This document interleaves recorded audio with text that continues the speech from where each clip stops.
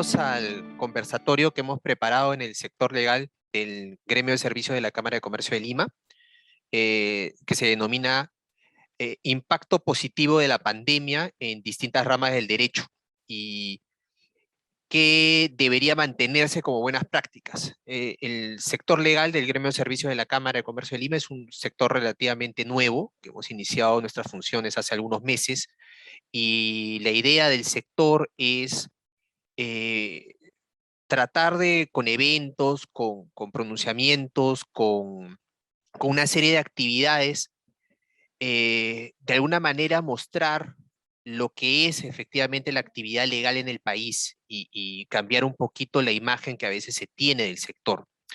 Y eventos como este conversatorio que hemos organizado, la idea es precisamente poder brindar a la comunidad, al país, eh, algunos aspectos de nuestra rama, y hemos decidido el día de hoy precisamente hacer este conversatorio sobre algunos aspectos, repito, positivos que hayan podido surgir durante la pandemia en 4 ramas del derecho. Lo hemos dividido en 4 mesas: una mesa laboral, una mesa tributaria, una mesa de infraestructura y finalmente una mesa de litigios. La dinámica va a ser: en cada mesa vamos a tener 2 panelistas que van a tener 5 minutos para hablarnos de su experiencia del día a día, cuáles son las prácticas que consideran deben mantenerse, que se han introducido en cada una de estas ramas por motivo de la pandemia. Luego tendremos un diálogo entre los panelistas para finalizar con unas breves conclusiones. Cada mesa debe durar entre 20 y 25 minutos. La primera mesa es la mesa laboral.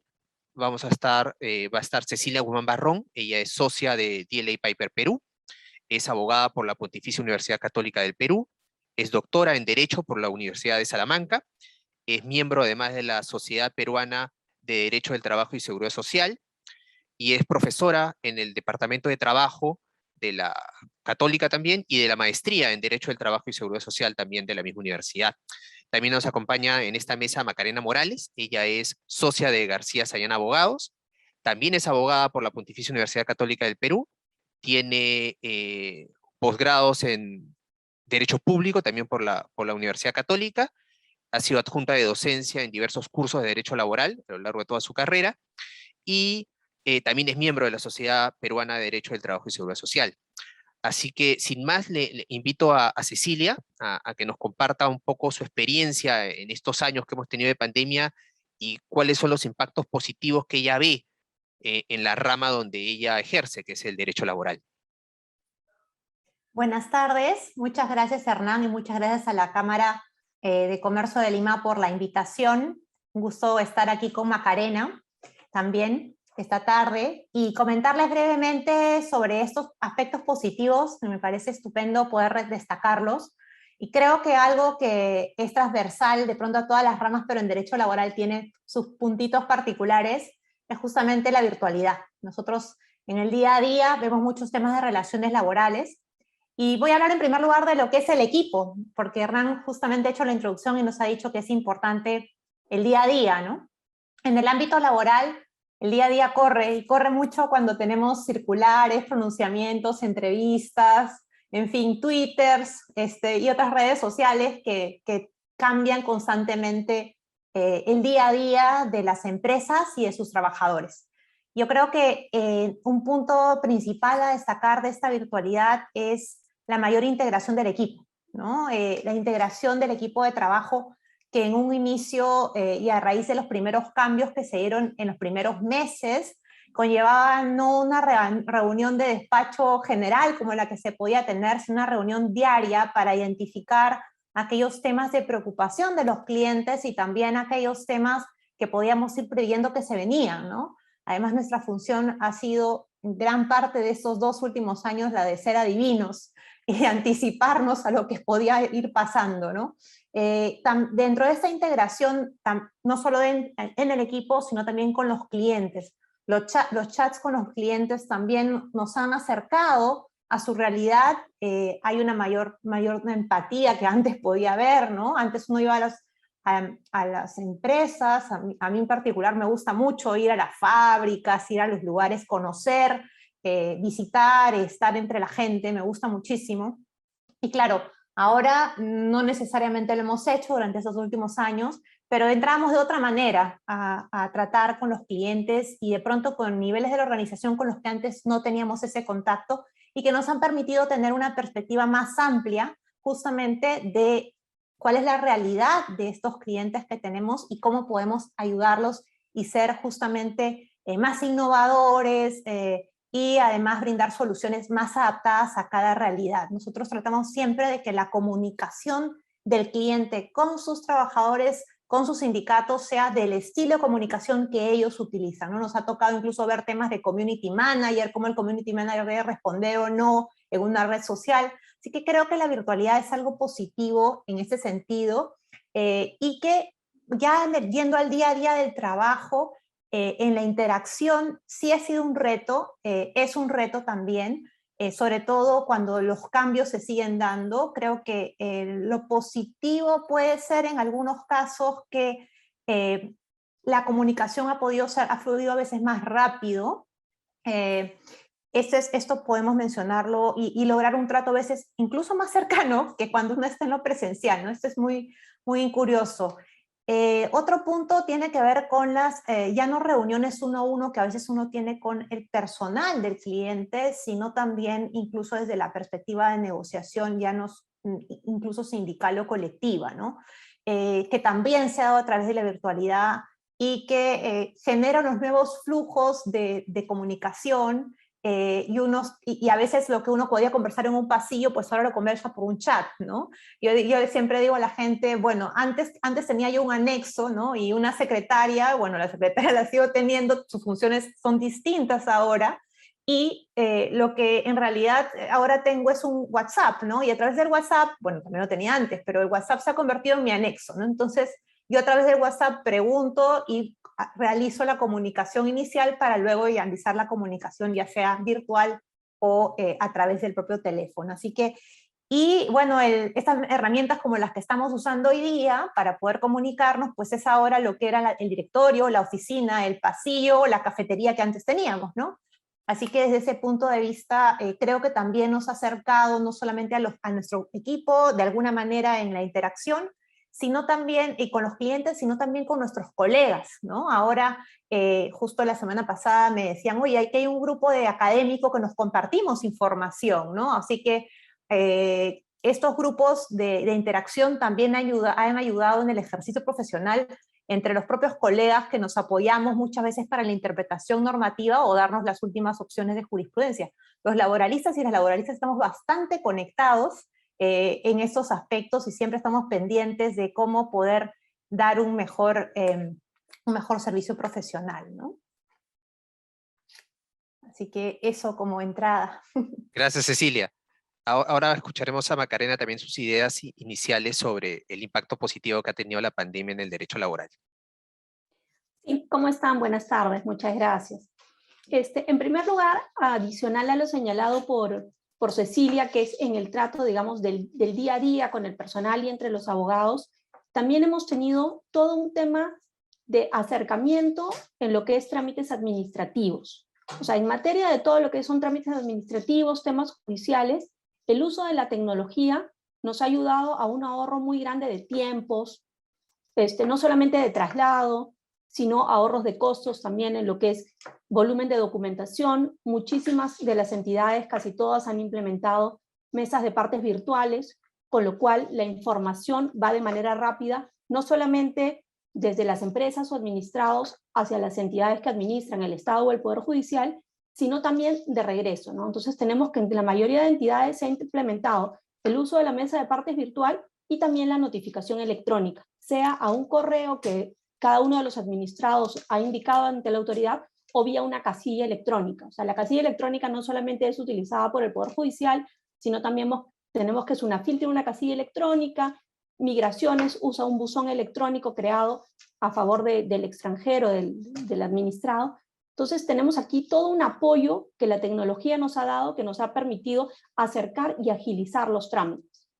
O sea, antes, por poner un ejemplo, ¿no? Las personas que trabajan en temas judiciales, si bien se va a ver en una mesa aparte del tema de litigios, podemos hacer una referencia en lo laboral. sea, antes teníamos que ir hasta el Poder Judicial, sea para una diligencia, sea para presentar un escrito, y eso implica un traslado, un costo. El día de hoy, toda la interconexión es digital, entonces nosotros podemos estar presentes desde nuestra oficina en Lima, o desde nuestro domicilio, en una audiencia que se realiza en Arequipa, y en el mismo día tener una audiencia en Piura por la tarde.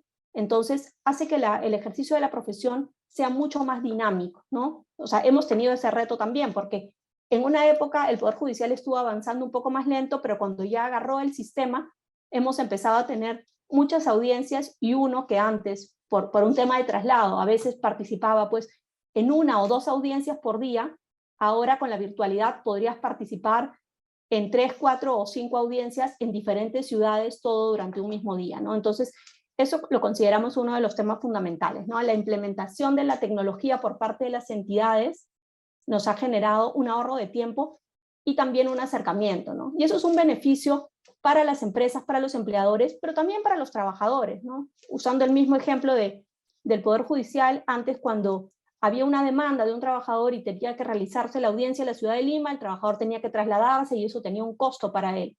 Ahora vía el sistema virtual, desde la ciudad en la que se encuentre, se puede conectar y ya no es necesario que el trabajador incurra en mayores costos.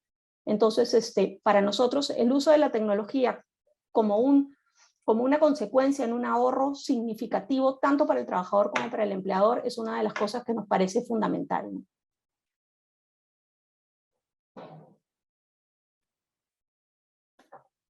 Gracias, Macarena. Me quedo con varias ideas y quería ver, introducir, a ver, unos temas para conversar. Por ejemplo, me quedaba, y quiero empezar por lo que comentaba Macarena, que nos hablaba de esta virtualidad en los trámites administrativos judiciales y cómo evidentemente ha sido un impacto total, ¿no? En estos años. Mi pregunta sería a ustedes qué piensan si es que esto realmente va a quedar, ¿no? Y yo lo someto y lo pongo porque al Poder Judicial evidentemente le ha costado adecuarse a esta realidad. Entonces, y si bien es cierto, frente a nosotros y probablemente frente a nuestros clientes, es sumamente eficiente, a mí me quedan todavía las dudas si los jueces, secretarios, van a querer continuar con este sistema una vez que regresemos en teoría y salgamos de la pandemia, o si van a buscar regresar a la presencialidad. Me refiero, por ejemplo, a los trámites judiciales, ¿no? No sé qué piensan sobre eso, si realmente notan un cambio en la perspectiva del juez, del secretario judicial, de que esto realmente, la virtualidad ha llegado para quedarse. Mira, yo he tenido la oportunidad de informar tanto en el Poder Judicial como ante el Tribunal Constitucional como ante el Tribunal de Fiscalización de SUNAFIL. He tenido las 3 experiencias y tengo la impresión que por lo menos desde el lado del resolutor, digámoslo así, la experiencia es positiva y van a tender a quererla permanecer o de pronto mantenerla para algunos casos, porque como lo mencionaba Macarena, en realidad te puedes ejercer de cualquier lugar, ¿no? Claro. Y para ellos también esto es muy importante. Desde el lado del personal administrativo, mi impresión es que todavía hay algunas resistencias, sobre todo porque estas personas dependen de sus sistemas en su casa y todavía algunos tienen algunos inconvenientes. Evidentemente no todo el mundo pueda tener preparado para poder, y por más que ya hayan pasado casi 2 años, aún hay limitaciones, y creo que tiene mucho que ver con lo cultural. Hoy en día, si uno tiene acercamiento a los sindicatos o conoce la actividad sindical del Poder Judicial, del personal administrativo, no están tan favorables a continuar con la virtualidad, por lo menos esa es la impresión que yo tengo, ¿no? Sí, en realidad, bueno, lo que sucede aquí es que para poder mantener esto ha habido que hacer toda una implementación. O sea, hay muchos jueces que están despachando desde su casa, pero también hay otros que están despachando desde el mismo Poder Judicial. Claro. Y claro, si bien es cierto, hay una ventaja en temas de tiempos, también hay algunos otros temas que sí deben darse de manera presencial. Entonces, si bien en materia judicial hay muchísimas cosas que se pueden simplificar con la tecnología, todo lo que es presentación de escritos, el tema de notificaciones que ya estaba implementado desde antes de la pandemia, la remisión de las sentencias y demás, hasta las audiencias de conciliación en lo laboral funcionan bien en la vía virtual, pero cuando ya tenemos una audiencia de juzgamiento en la cual ya no solamente la actuación es documental, sino que hay testigos o otras actuaciones, yo creo que los jueces van a tender a que se vuelva a la presencialidad, por lo menos en esas audiencias que Claro. tienen testigos, porque la realidad es que el juez observa cuando está interrogando a los testigos, no solamente observa, o sea, no solamente escucha lo que el testigo dice, sino observa toda su conducta.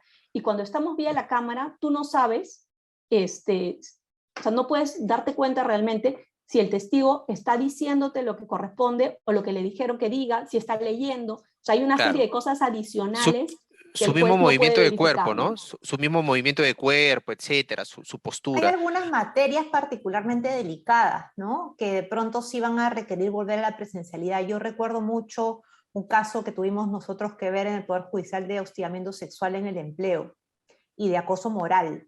Y los testigos, claro, la cámara, que además las audiencias laborales son grabadas, no enfocaba al testigo.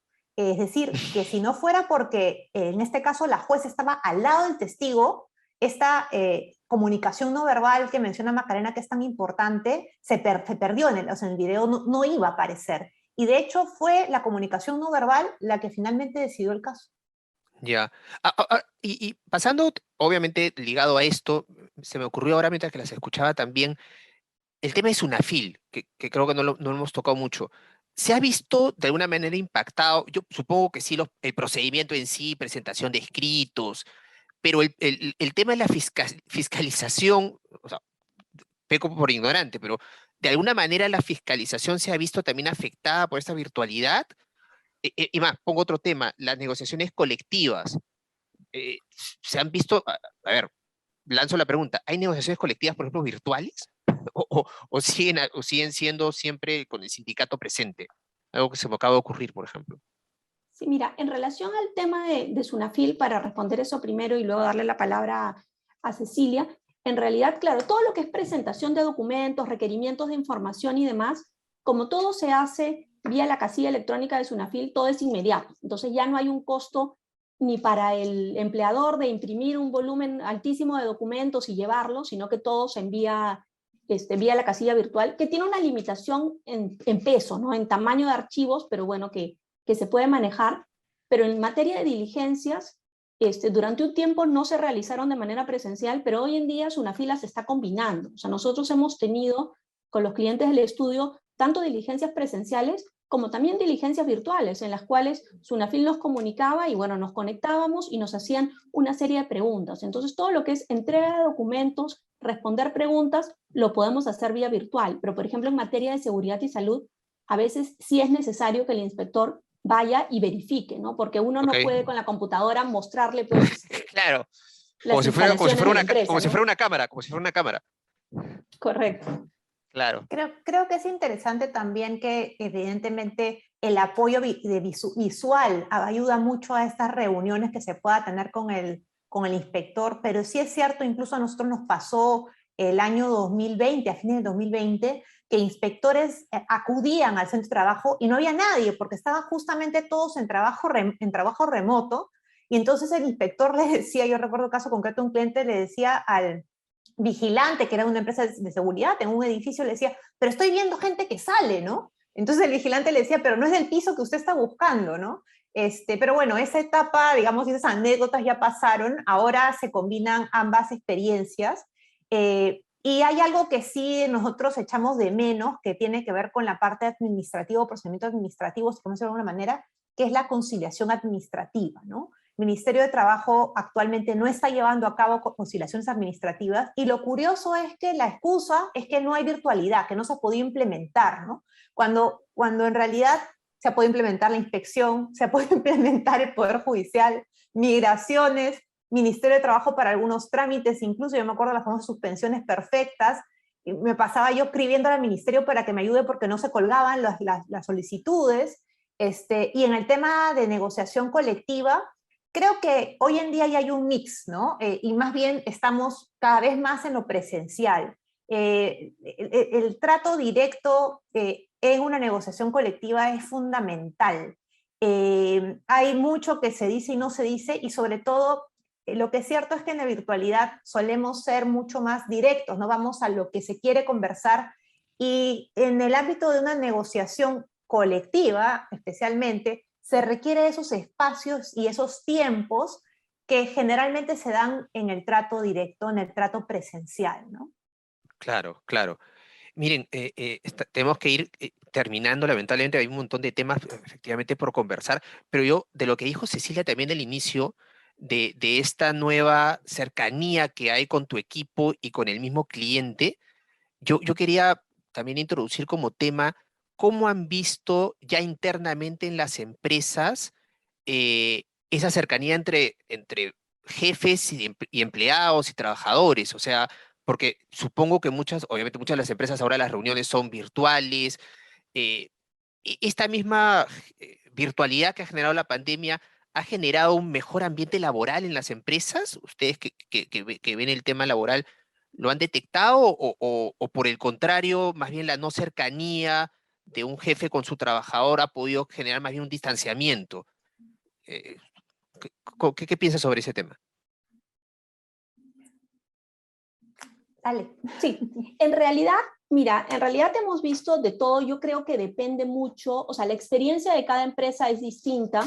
Nosotros en el estudio también hemos tenido un sistema de trabajo virtual, entonces en realidad depende mucho del tipo de empresa y de las funciones que desarrolla el trabajador. Para muchísimos trabajadores, el hecho de poder trabajar desde su domicilio de manera remota les ha ayudado a compatibilizar su vida profesional con su vida personal, pero también ha sido complicado para el empleador muchas veces lograr la fiscalización, porque cuando Claro, uno está en su casa se mezcla el tema profesional con el tema personal y muchas veces, sobre todo para puestos sujetos a fiscalización, es difícil indicar en qué momento el trabajador empezó y en qué momento terminó de trabajar. Entonces, para algunas profesiones, digamos, más independientes o trabajadores no sujetos a fiscalización que pueden manejar su horario, funciona mucho mejor. Ahora, hay empresas en las cuales el trabajo remoto resulta pues imposible. Entonces, si quieres, sacando, digamos, alguna conclusión de este tema, yo creo que sí, el uso de la virtualidad y el trabajo remoto tiene grandes beneficios,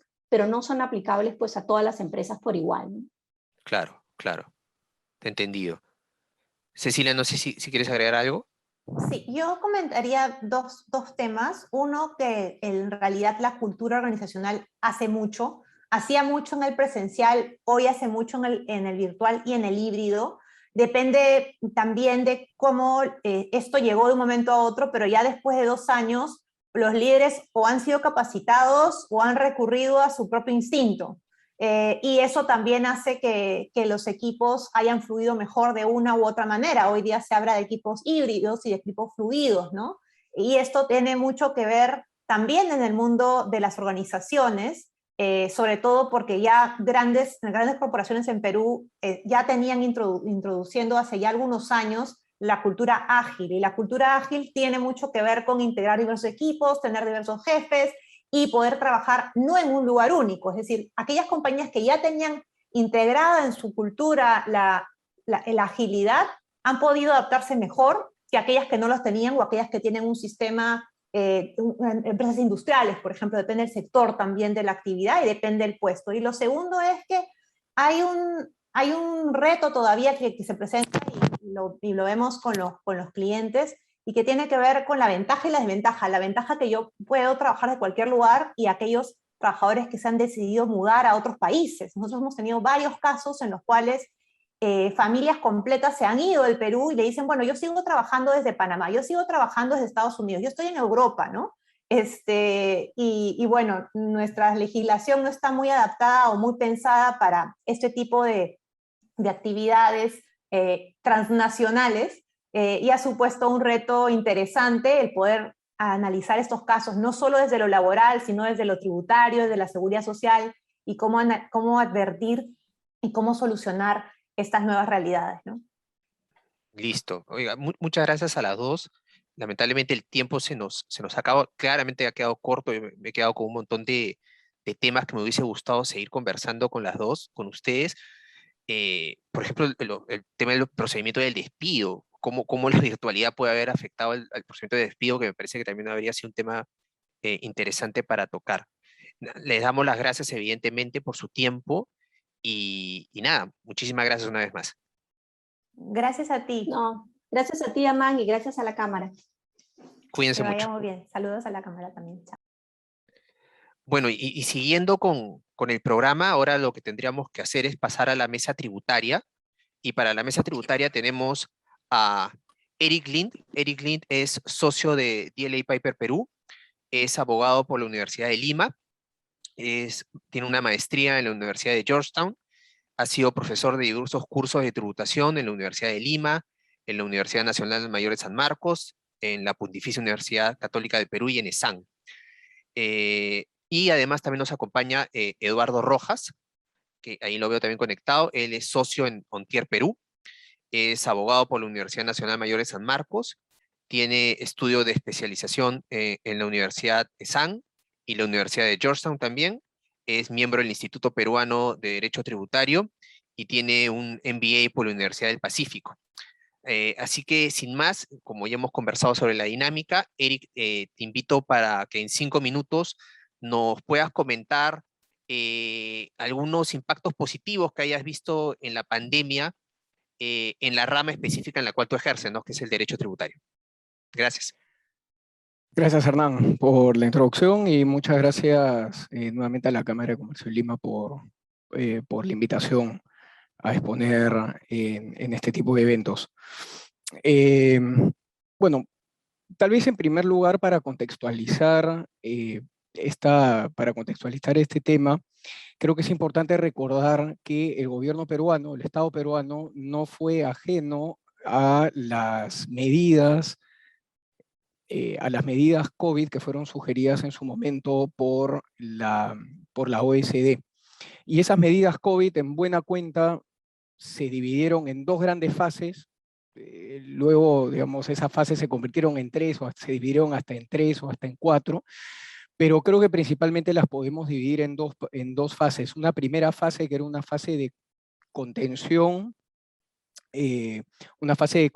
de las medidas para proteger a los contribuyentes, a los administrados, y luego una fase, vamos a decir, post-COVID, que lo que buscaba es digamos, rescatar justamente todos los elementos positivos que vendrían de la implementación de toda esta fase de contención a raíz del COVID. Dentro de la fase de contención, Eduardo después puede seguramente entrar en mayor detalle, pero dentro de la fase de contención teníamos dos principales medidas que consistían en otorgar mayor flexibilidad a los contribuyentes y en la medida de lo posible llevarles liquidez a los contribuyentes, permitir que el contribuyente tenga liquidez. Y luego, ya en la fase, digamos, de transición o transicionando hacia la fase post-COVID, teníamos una serie de medidas, pero que yo he dividido para estos efectos en tres: medidas para obtener una mayor recaudación. El Estado naturalmente se tiene que recuperar de todas las medidas de flexibilización y de liquidez que le entregó al contribuyente. Luego, medidas de formalización, es decir, de ampliar la base tributaria, que por supuesto va en función de las medidas de recaudación. Y luego una tercera medida, que de hecho la señala expresamente dentro de las medidas de la OECD, y incorpora el Estado peruano las medidas de digitalización, ¿no? Lograr digitalizar en la mayor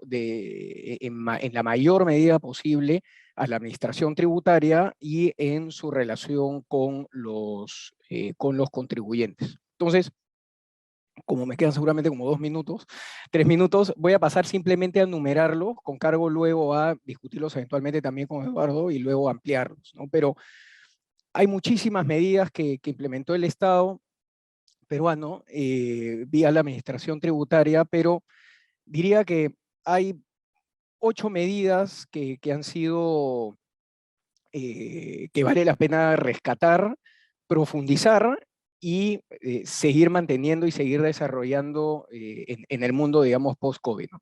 La primera es la implementación de la mesa de partes virtual de la administración tributaria. Prácticamente todo escrito, toda solicitud, toda comunicación hacia la administración tributaria y que se pueda recibir de la administración tributaria hoy se puede realizar a través de esta mesa de partes virtual. Luego la posibilidad de inscribirnos en el RUC también de manera virtual, o para aquellos que tuviesen su RUC, digamos, desactivado o desatendido, reactivarlo también a través de la mesa de partes virtual. Tercera medida, la posibilidad de asignar automáticamente, o la posibilidad de que la Administración Tributaria asigne automáticamente RUC a las compañías o a las sociedades, mejor dicho, que se constituyeran a través, digamos, del formulario de la plataforma electrónica de SUNARP.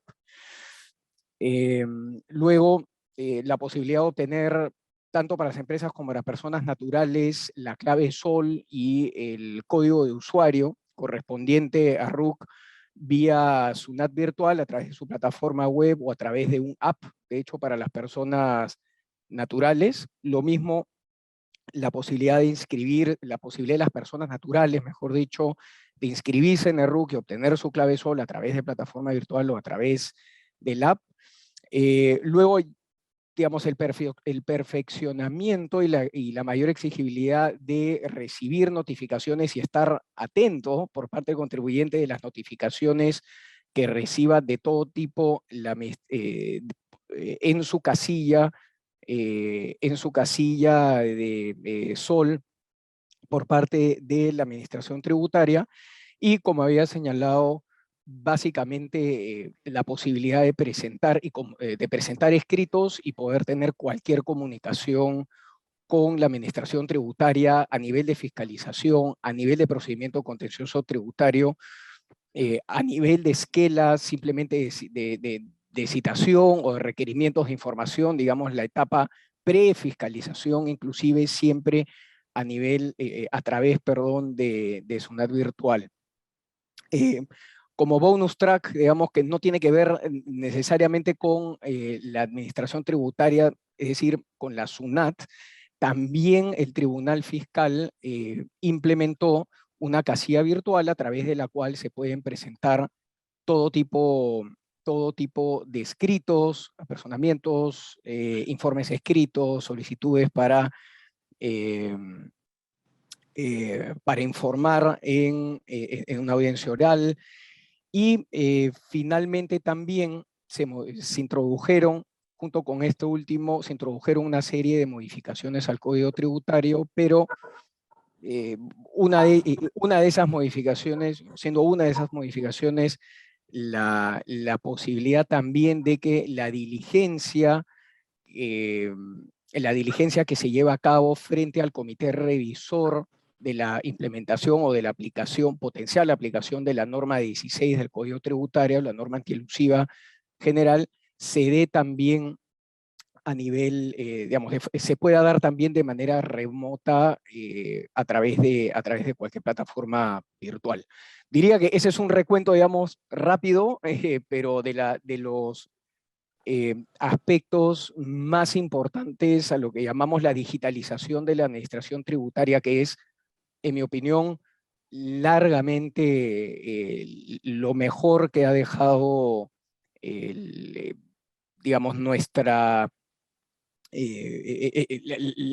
necesidad de acostumbrarnos a vivir con el COVID, y también por parte de la administración tributaria, por supuesto. Gracias, Eric. Entonces ahora le damos la palabra a Eduardo también para que por 5 minutos nos pueda dar algunas ideas generales de lo que ve positivo en la rama tributaria por la pandemia. Por supuesto. Muy buenas tardes. Ante todo, mil disculpas por no poder encender mi cámara. Estoy fuera de Lima con muy pobre conectividad de internet. Entonces espero su comprensión. Eso en principio, ¿no? Y de manera complementaria a lo que ha dicho Eric, en efecto, ¿no? El mundo cambió con la pandemia. Si antes ya venía un proceso global de transformación digital que no hacía ajeno, por supuesto, a las administraciones tributarias del mundo, es saludable que nuestra administración tributaria, nuestras autoridades tributarias, hayan, digamos, regulado con vocación de permanencia. Si bien es cierto, son primeros pasos que se están dando en esa línea, toca saludar ese reconocimiento con permanencia, y que además responde a una tendencia global inevitable. Eso. Sin embargo, yo quería destacar un poco en línea con el tema, ¿no? Que nos convoca hoy día, que es ¿qué medidas que se adoptaron temporalmente durante la crisis sanitaria, que de hecho no ha pasado aún, pero digamos en su pico, que valen la pena, digamos, evaluar con carácter de permanencia, porque, digamos, han significado ventajas tanto para los contribuyentes como para la propia actuación de las autoridades tributarias? El primero es justamente lo que ha mencionado Eric, es la virtualización de las diligencias, tanto del SUNAT y también del Tribunal Fiscal. Pero si nos queremos detener un momento en SUNAT, hace muy poco se ha regulado en el Código Tributario y en las normas del RUC la posibilidad de que ésta acceda inclusive a los perfiles o sistemas informáticos de los contribuyentes.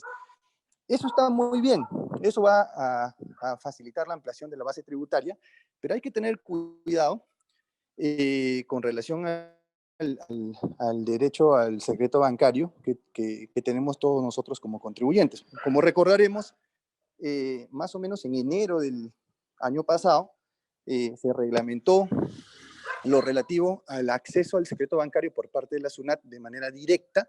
Se ha discutido mucho al respecto, la discusión escaló hasta el Tribunal Constitucional. Lamentablemente, la última sentencia acerca del secreto bancario no logró el voto ni favorable ni desfavorable, o sea, se empató. 3 vocales contra 3 vocales. Entonces, hoy mismo las normas de rango legal que eran contrarias a la norma constitucional respecto a la posibilidad de que SUNAT acceda a nuestra información tributaria, digamos, levantando el secreto bancario, hoy mismo es una acción, una diligencia constitucional. Y eso puede tener muchos ribetes, ¿no?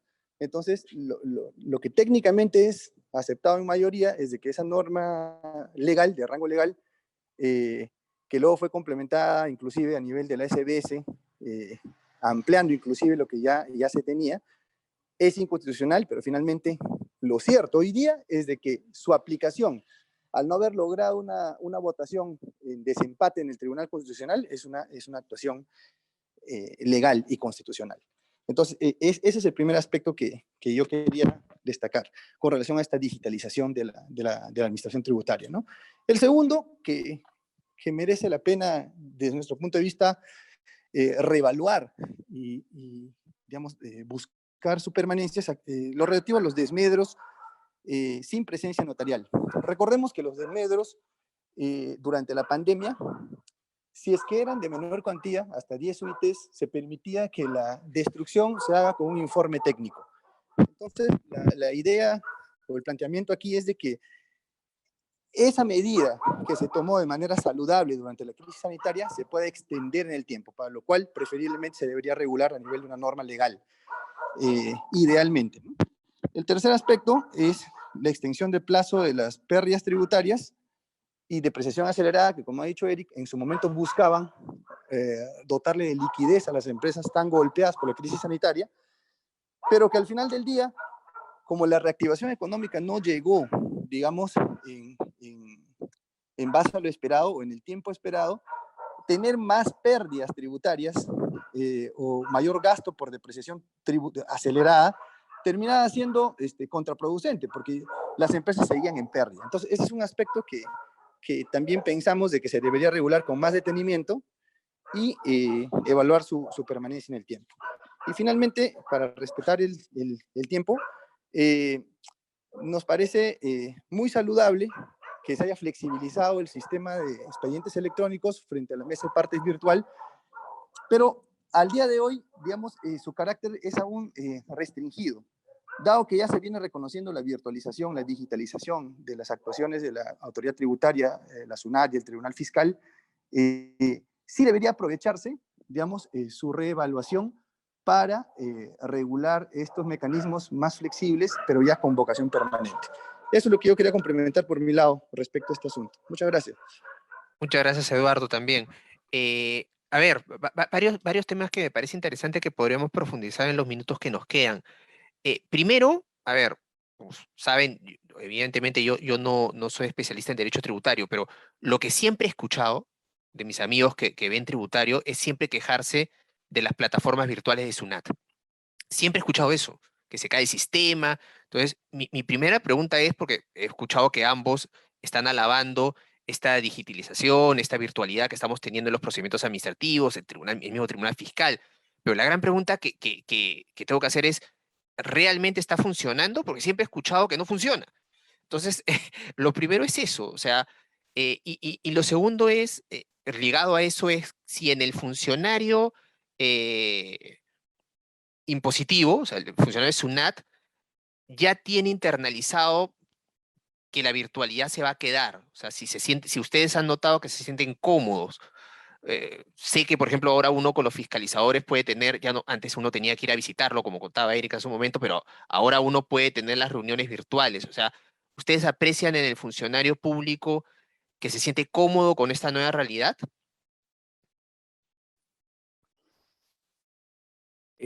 A ver, por mi lado, Hernán, te diría, sin duda resaltamos el proceso de digitalización, de virtualización de todos los procesos frente a la administración tributaria, de la relación contribuyente-administración tributaria, pero claramente va a haber un proceso, esperemos lo más corto posible, pero va a haber un proceso para lograr su total implementación, por un lado.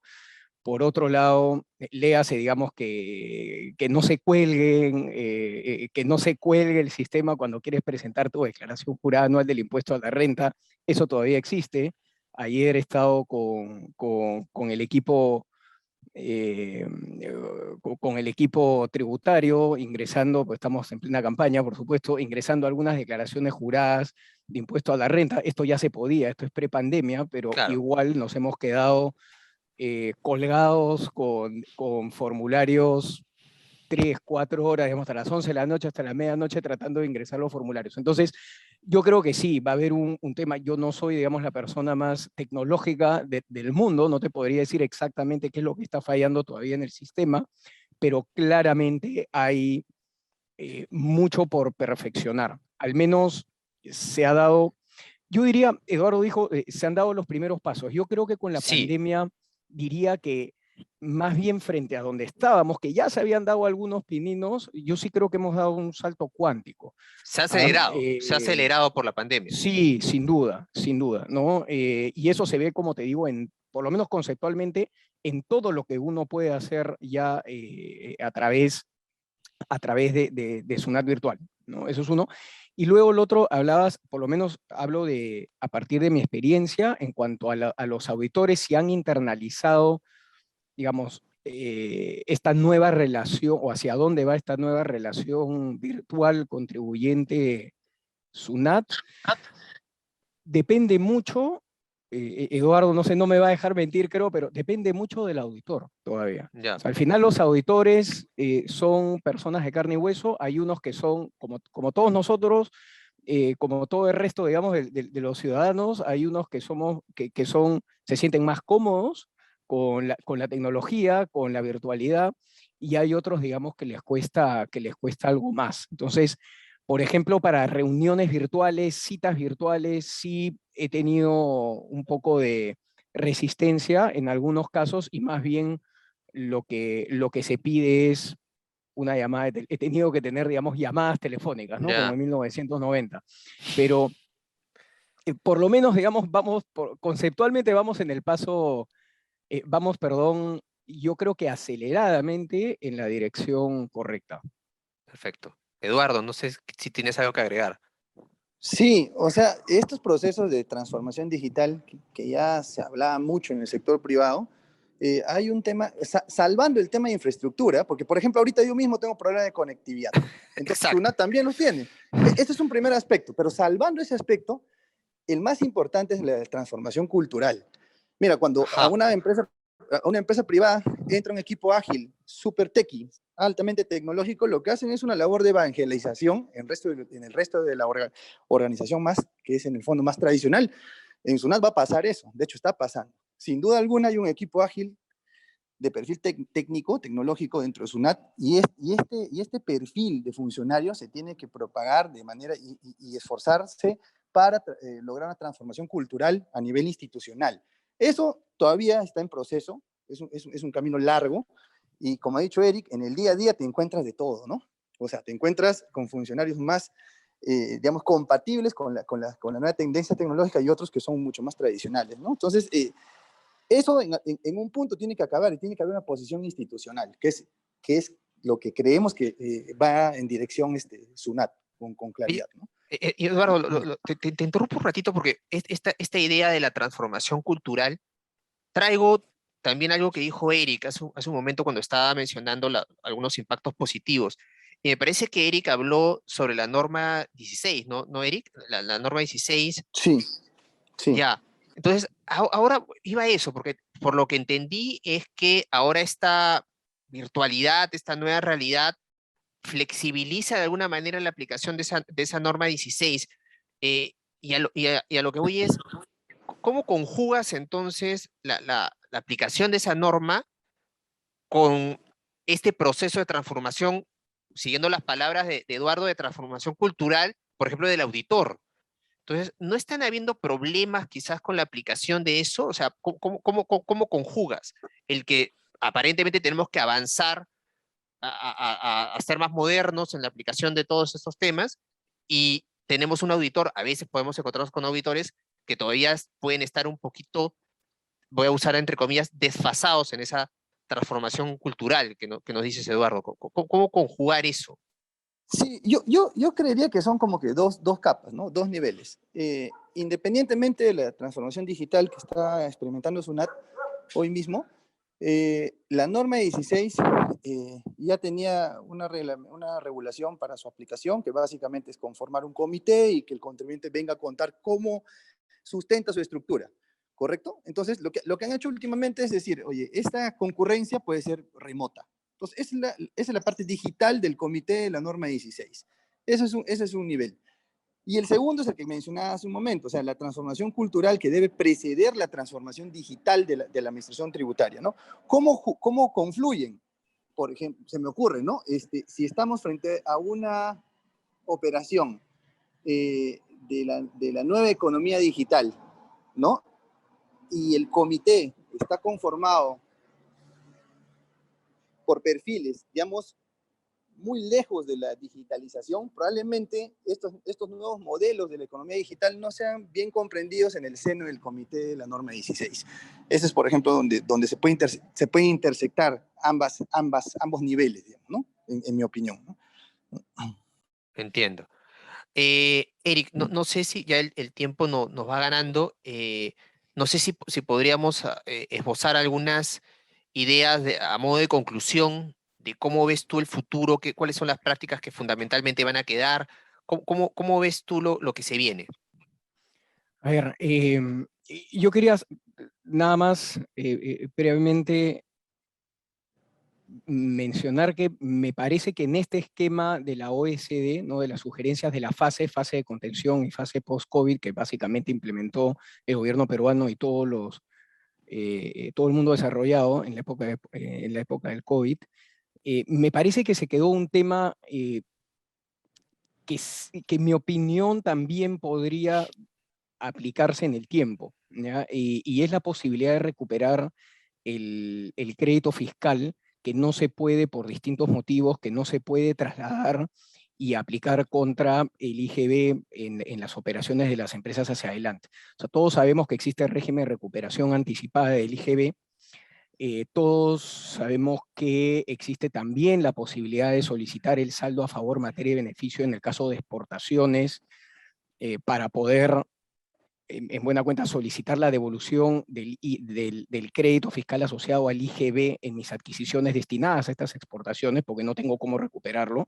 Entonces, en ese esquema, y de hecho formaba parte de las recomendaciones de la OECD, como parte de la forma de devolverle algo de liquidez a las empresas, al contribuyente, se encontraba también implementar distintas medidas para devolución de ese crédito fiscal, ¿no? En Perú tenemos estas dos. Se amplió el régimen especial de recuperación anticipada del IGB, pero yo creo que debieron atenderse otras situaciones, como por ejemplo las típicas empresas que finalmente terminan arrastrando por siempre crédito fiscal, nunca lo llegan a recuperar porque digamos, no llegan a desarrollar suficientes operaciones de venta o prestaciones de servicios, actividades grabadas con el IGB, contra el cual puedan aplicar su crédito fiscal. Entonces, en esos casos, tal vez después de un determinado plazo de tiempo, creo yo, deberían tener el derecho o la posibilidad de solicitar la devolución en cash, digamos, de ese IGB, como sucede en los casos de exportación de servicios. Esa es una. Otro también por sector, en el caso de inmobiliarias, en el caso de constructoras. Las constructoras, de hecho, ya todos los que están en ese sector conocen el famoso 918, ¿no? Le trasladan 18% del IGB, pero en la primera venta de bien inmueble solamente está grabado, digamos, el 50% de la operación está grabado con el IGB, solamente el 9%. Entonces siempre se quedan con este 9% de crédito fiscal que nunca lo llegan es parte de su costo, digamos, nunca lo llegan a recuperar. Sin mayor, y no tienen forma de hacerlo. Entonces sería interesante ver que se implemente una medida de devolución del IGB en esos casos también, ¿no? Esa es una medida que creo que sería interesante, que se aplicó, se profundizó como medida COVID y que sería interesante verlo desarrollarse en el tiempo. Y luego, si quieres, a manera de conclusión, rápidamente, yo lo que te diría es que estamos yendo hacia un proceso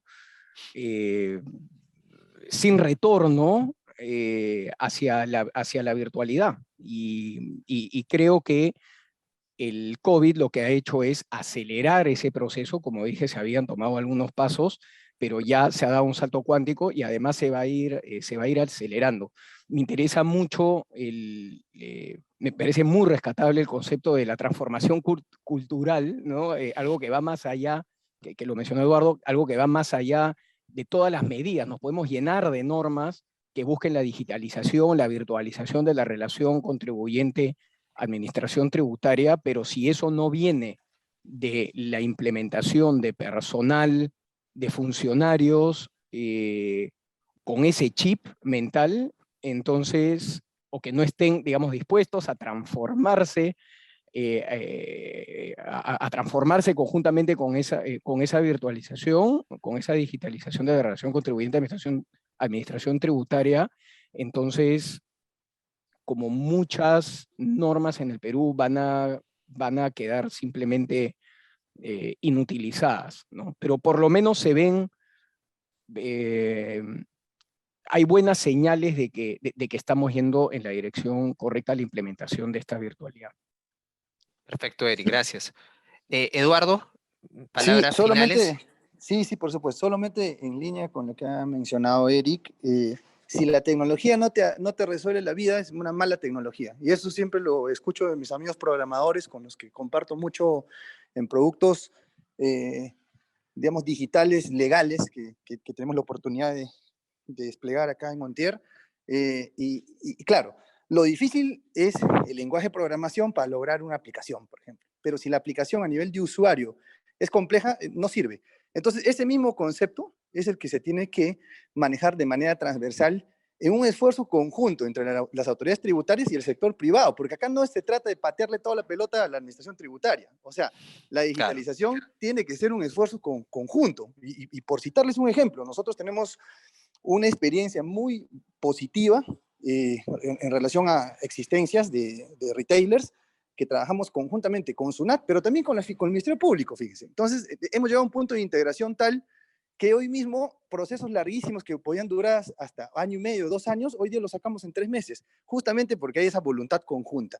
Entonces, esa idea se tiene que manejar de manera transversal y tiene que involucrar ¿qué? Una revisión, una reingeniería de todos aquellos procesos que realmente son papelería inútil. O sea, he mencionado un par de casos, ¿no? De esmedros con presencia notarial, que es de la época de la carreta, hoy mismo. Entonces, como ese tipo de cosas, uno puede pasarse 3 días listando ese tipo de ejemplos. Entonces, aquel esfuerzo es común de identificación, mesas de trabajo con las autoridades tributarias y, por supuesto, ver la posibilidad de implementar soluciones digitales en conjunto. Entonces, eso es como ya a modo de conclusión que yo podría resaltar, ¿no? Muchas gracias, Eduardo. Muchas gracias. Muchas gracias a ambos, gracias Eric, gracias Eduardo. Igual que nos ha pasado con la mesa laboral, claramente el tiempo nos ha quedado cortísimo, tantas cosas por conversar, pero igual, una vez más, gracias a ambos. y finalizamos por el momento la mesa tributaria y seguimos con el evento y pasamos inmediatamente a la mesa de infraestructura. Muchas gracias otra vez. Encantado. Muchas gracias. Hasta luego. Ustedes, hasta luego. Bueno, siguiendo con el programa, ahora vamos a la mesa de infraestructura y para la mesa de infraestructura tenemos como panelistas a Silvia Otárola. Silvia es asociada principal de Osterlin Abogados, es abogada por la Pontificia Universidad Católica del Perú, tiene un máster en abogacía internacional por el Instituto Superior de Derechos y Economía de Madrid, es miembro del Centro Internacional de Arbitraje de la Cámara de Bélgica y Luxemburgo en el Perú y del Centro de Investigación de Arbitraje de Construcción. También nos acompaña Víctor Velázquez, él es asociado principal en DLA Piper Perú, es también abogado por la Pontificia Universidad Católica del Perú, tiene una maestría en Dirección y Administración de Proyectos por la Universidad Peruana de Ciencias Aplicadas, es miembro de la Sociedad Peruana de Derecho de la Construcción y del Project Management Institute, el capítulo de Lima, y es profesor en la Escuela de Posgrado de la Universidad Peruana de Ciencias Aplicadas. Ambos también nos van a dar sus comentarios iniciales sobre los principales aspectos positivos que ellos han visto en este tiempo que ha generado la pandemia en el área en la cual ejercen, que es justamente infraestructura. Empezamos con Silvia. Muchas gracias, Silvia. Hola, ¿qué tal? Muchas gracias por la invitación. Bueno, en respuesta a la pregunta, en primer lugar, me parece importante hablar de la inversión en infraestructura como consecuencia del COVID-19, ¿no?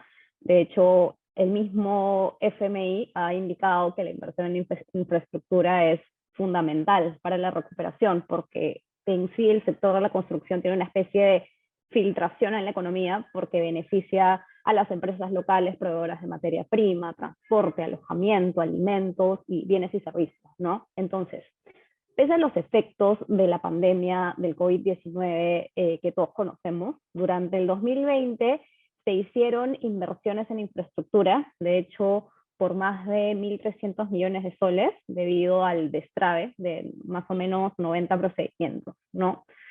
A modo de ejemplo, el Plan Nacional de Infraestructura para la Competitividad comprometió inversiones más o menos por 30.000 millones de soles, que se elaboró sobre la base de proyectos de infraestructura que efectivamente necesita nuestro país, ¿no? Dentro de los cuales están los proyectos de las APPs, las asociaciones público-privadas y los acuerdos gobierno a gobierno. Por otro lado, también tenemos los proyectos especiales de inversión pública, donde, por ejemplo, tenemos este proyecto de Escuelas Bicentenario, que hace poco anunció la convocatoria para los próximos procesos de contratación para la construcción de 75 escuelas a nivel nacional. Eso por un lado. En segundo lugar, otro aspecto positivo es que se han otorgado incentivos financieros a las empresas de construcción para que pongan en marcha su economía. De hecho, el programa Reactiva Perú ha permitido que estas empresas puedan mantener sus cadenas de pagos y puedan contar con los recursos para poder mantenerse activas. Estos créditos, de hecho, favorecieron muchísimo al sector de construcción, sobre todo, y al sector de comercio. Y esto, pues, permitió que el crédito de la actividad empresarial en sí creciera en un 31%. De hecho, construcción creció en un ritmo de 41.6% en el 2020, que fue un ritmo bastante mayor al 4.4% que tenía en el 2019. Entonces, definitivamente también es un aspecto importante.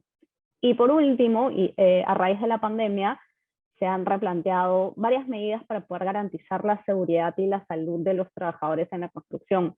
De hecho, antes de la pandemia, el sector construcción, infraestructura, era criticado por tener problemas en la gestión de riesgos, efectivamente en materia de seguridad y salud. Entonces, tanto los gobiernos como distintas organizaciones, ya sea de trabajadores, empleadores, han elaborado documentos específicos con lineamientos, protocolos, buenas prácticas en materia del COVID para poder efectivamente garantizar la seguridad y salud en construcción, ¿no? Por ejemplo, tenemos estas medidas de distanciamiento social, uso permanente de equipo de protección personal, protocolos para un uso seguro de herramientas y equipos pesados, medidas de transporte, análisis de riesgos en el sitio de la obra, entre otros, ¿no? Estos serían para mí los 3 impactos positivos. Y ahora, si bien estas medidas están siendo efectivas, digamos, a corto plazo y podrán contribuir a que las empresas y los proyectos puedan sobrevivir a la crisis y seguir adelante, es necesario también que los gobiernos piensen en reformas a mediano y largo plazo, ¿no? Como por ejemplo, tratar de acabar con el empleo informal en este sector, básicamente. Gracias, Silvia, por tus palabras iniciales. Entonces ahora le damos la palabra a Víctor. Gracias, Hernán. A ver, yo quería comentar un poco dos aspectos. El primero, vinculado a la gestión de los proyectos. Ya, sin duda que uno de los impactos que digamos, la forma como se venían gestionando los proyectos, digamos, en cuanto a, por ejemplo, utilizar la tecnología y los medios online, ya preexistía un poco la pandemia, pero durante la pandemia, digamos que se fomentó masivamente, ¿no? Primero obligatoriamente, porque las circunstancias así lo demandaban, y bueno, una vez que ya cesó un poco el encierro, igual estos se mantuvieron, ¿no? Y creo yo que esto trajo un impacto positivo, ¿no? Y nos referimos concretamente a cómo se gestionan los proyectos en sus diversas áreas de conocimiento, ¿no? De gestión de un proyecto, ¿no? Cuando se tienen que gestionar comunicaciones, ¿no? Para ver pues el alcance, el tiempo, los plazos, ¿no? En todo tipo de proyectos, o tanto en proyectos de asociación público-privada, ¿no? En donde antes pues uno tenía que reunirse pues con funcionarios de la Dirección General de Concesiones allá en Zorritos, ¿no?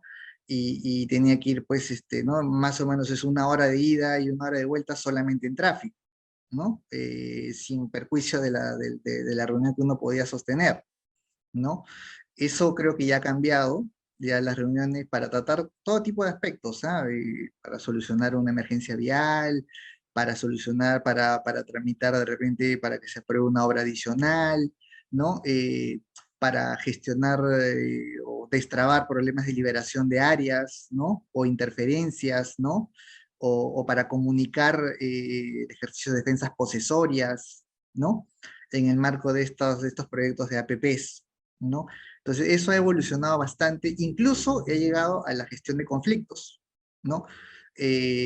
Porque estos conflictos también utilizan estos medios online, que creo yo que es algo que va a quedar, ¿no? Yo creo que es un impacto positivo sin duda, ¿no? Que ha traído eficiencia en el tiempo, ¿no? Y en el manejo de los recursos, incluso también documentario, ¿no?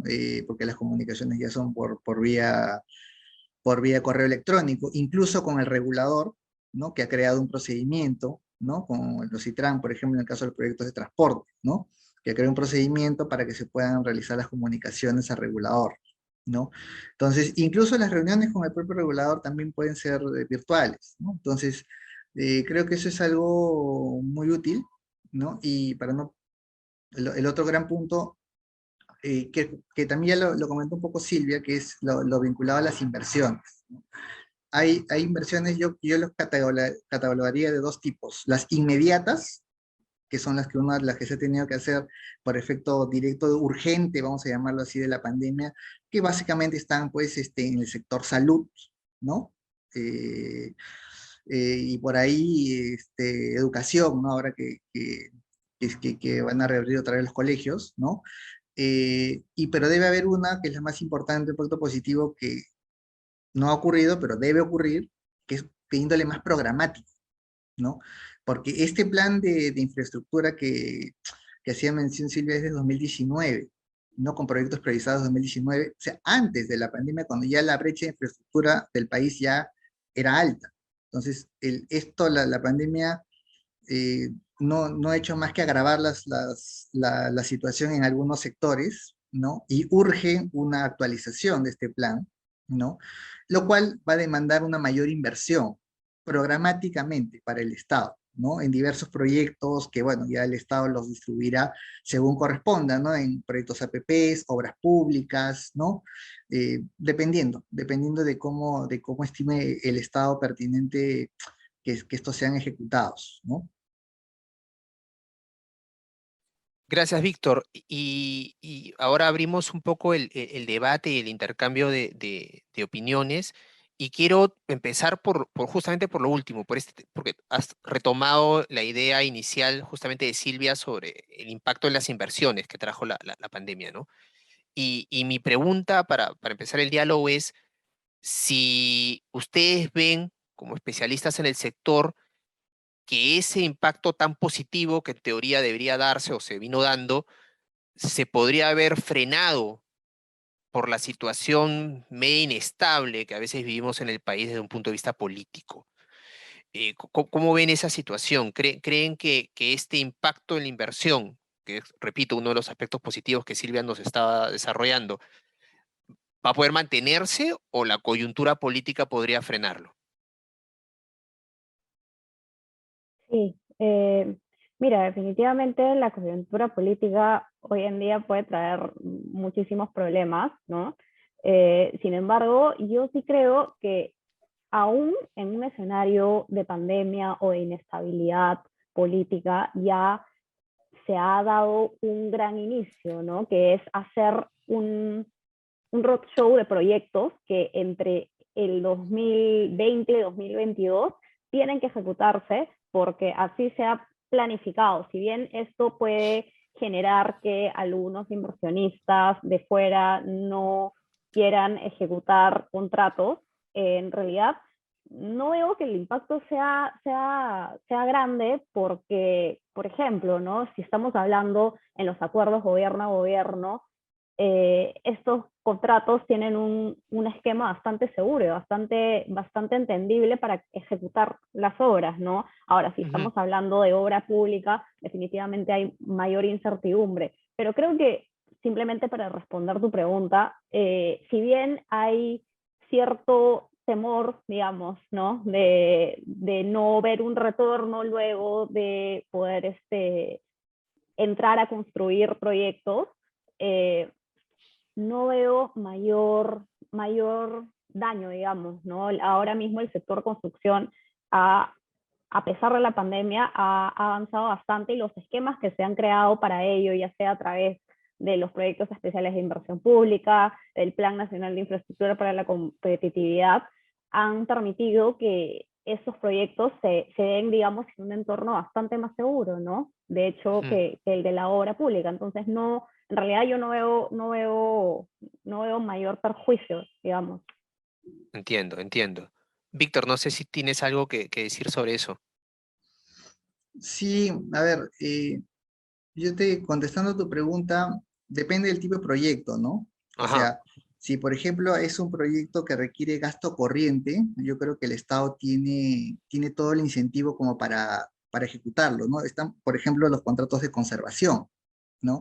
Son contratos de conservación que se licitan pues al amparo de la ley de contratación del Estado y que básicamente son contratos que las carreteras tienen que conservarse, ¿no? Sin duda. Entonces, ese gasto corriente es algo que el Estado va a tener que hacer y es una forma de inyectar, de hacer inversión pública, ¿no? Que va a tener que hacer el Estado más allá, creo yo, de la coyuntura política, ¿no? En donde sí creo que puede afectar es en los grandes proyectos y dependiendo, porque en aquellos grandes proyectos que están ya bajo el sistema de gobierno a gobierno, ya el Estado un poco sale de escena, ¿no?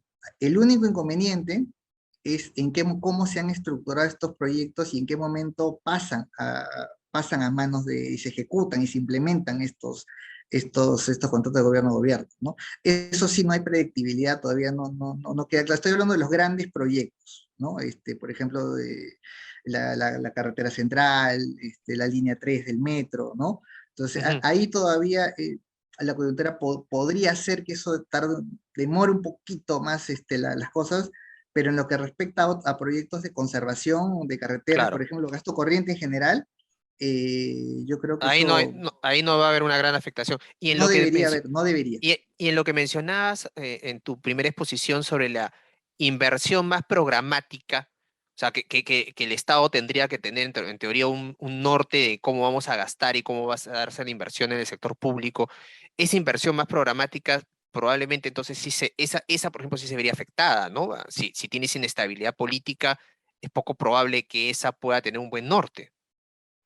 En dos planos, ¿no? O sea, efectivamente, hay algunos que ya están ya en curso, o sea, esos ya no, pero yo hablaba de algo programático actualizado, ¿no? Porque Ujú. recordemos que este plan no debe ser estático. Este plan nacional de competitividad para infraestructura es dinámico, porque, ojo que el plan no buscaba cerrar la brecha de infraestructura en su totalidad, buscaba cerrar la brecha de infraestructura en un porcentaje, que está entre el 20 y 30% dependiendo del sector, ¿no? Y era en un plazo específico. Entonces, este plan tiene que actualizarse y tiene que renovarse, es dinámico. Entonces, a eso me refería con que la pandemia ha agravado la situación de algunos sectores, ¿no? Entonces, que requiere transporte, salud, educación. Entonces, eso requiere una actualización. No nos podemos quedar con ese plan. A eso me refería. Es Claro, algo que ya, y se tiene que actualizar, ¿no? ya. Introduzco otro tema, a ver para ver sus opiniones, y va un poco de la línea de lo que mencionaba Víctor sobre la gestión de los proyectos, ¿no? Y esta cada vez más virtualidad y cómo encuentran soluciones probablemente mucho más sencillas que antes, ¿no? La pregunta es en la experiencia que está, y que claramente es un aspecto positivo, ¿no? Full eficiencia, full rapidez, soluciones mucho más razonables, evidentemente todos los días. La pregunta que yo tendría es en la experiencia que ustedes están teniendo en el ejercicio de la profesión, es si esto ya está siendo internalizado, por ejemplo, en el funcionario público. Víctor mencionaba que las reuniones ahora con el regulador, por ejemplo, en determinados contratos, se pueden hacer de manera virtual, ya no es necesario hacerla de manera presencial, a pesar de que algunos lo pueden pedir. La pregunta es, ¿ya esta virtualidad, este tema de hacer una mejor gestión de los proyectos, está siendo internalizada también por el funcionario público? ¿Cómo han estado encontrando ustedes la realidad en estos últimos tiempos? A ver, creo que esto lo deberíamos dividir tanto, o sea, en dos frentes, ¿no? O A sea, ver, uno, en la gestión de proyectos en sí, y dos, en el manejo de las controversias que se den como consecuencia de la gestión de proyectos, ¿no? dale. Con respecto a la gestión de proyectos, pues bueno, para empezar, al menos en obra pública, que es de hecho uno de los sectores un poco más complicados porque, por la rigidez de la norma en sí, he podido observar, al menos en mi experiencia, que ya las notificaciones, por ejemplo, para denegar ampliaciones de plazo o cualquier aspecto que se dé durante la ejecución de una obra, se están dando de forma de correo, o sea, mediante correo electrónico, ¿no? Entonces, si bien todavía las entidades tienen que hacer una especie de coordinación interna con todas sus áreas para poder aprobar las resoluciones que den mérito a la aprobación o denegación de ampliaciones de plazo, adicionales, reducciones, sí están más proclives a utilizar el tema de la virtualidad, ¿no? Incluso el mismo reglamento de la Ley de Contrataciones del Estado ya otorga la posibilidad de que se pueda utilizar un cuaderno de obra electrónico, ¿no? Cosa que no sucedía en proyectos anteriores, donde la mayoría de casos en los cuadernos de obra son cuadernos de obra literal, o sea, donde Claro. el residente de obra anota con un lapicero todas las incidencias que ocurren en la gestión de la obra, ¿no? Esto por un lado, ¿no? Por otro lado, bueno, y sumando también un último punto a este lado, que hay mayor integración entre ya sea entre supervisión y entre el propietario de la obra, que es la entidad, gracias a esta virtualidad, porque se ha visto mucho el tema de las coordinaciones virtuales por todo el tema del teletrabajo, ¿no? Ahora, con respecto al otro lado, que es un poco más referido a los litigios, ¿no? A la solución de controversias, en el arbitraje, que es donde yo litigo, siempre existió un interés de aumentar el uso de medios virtuales, ¿no? De hecho, antes del estado de emergencia ya era común que las comunicaciones del tribunal arbitral sean notificadas por correo electrónico.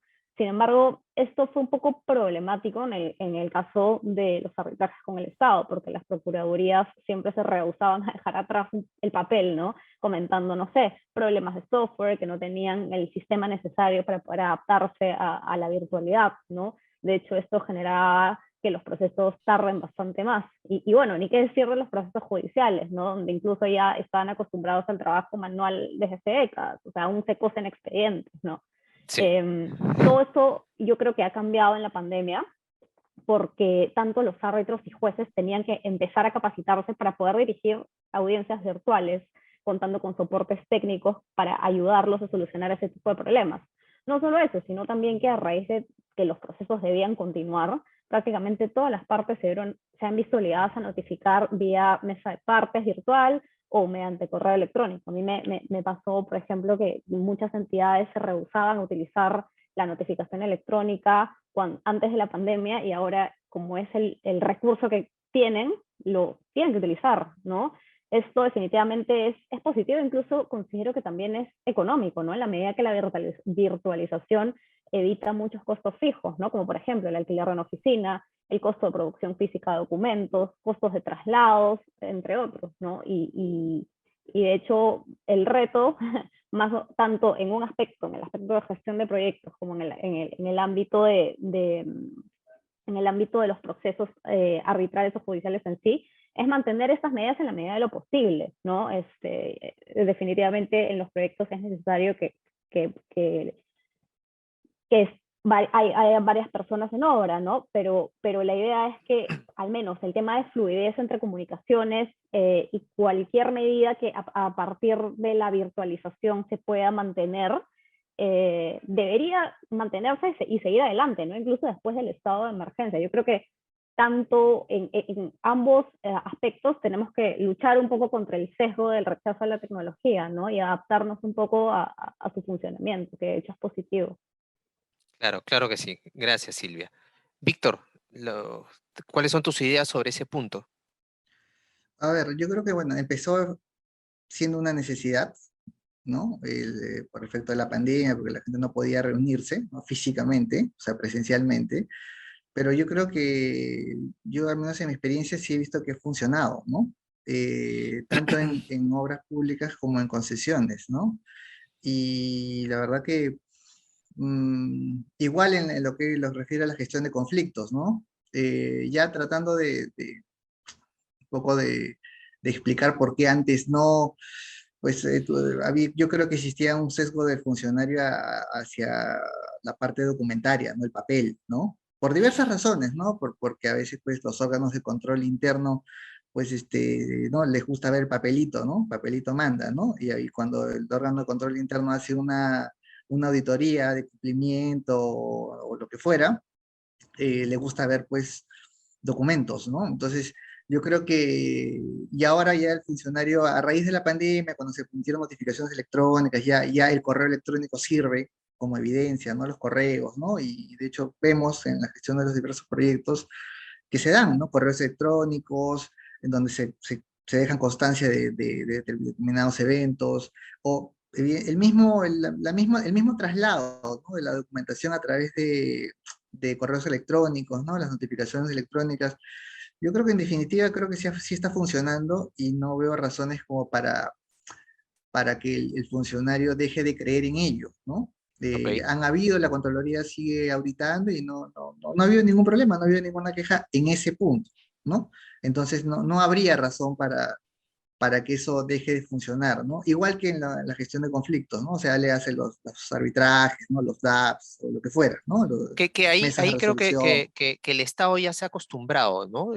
Tú sabes, yo no litigo en materia de arbitraje con el Estado, pero los pocos arbitrajes que veo, que tengo el Estado de contraparte, he notado ya una mayor comodidad también del procurador, de los procuradores, los abogados del Estado, en el sentido de que ya se acostumbraron a la virtualidad en los arbitrajes.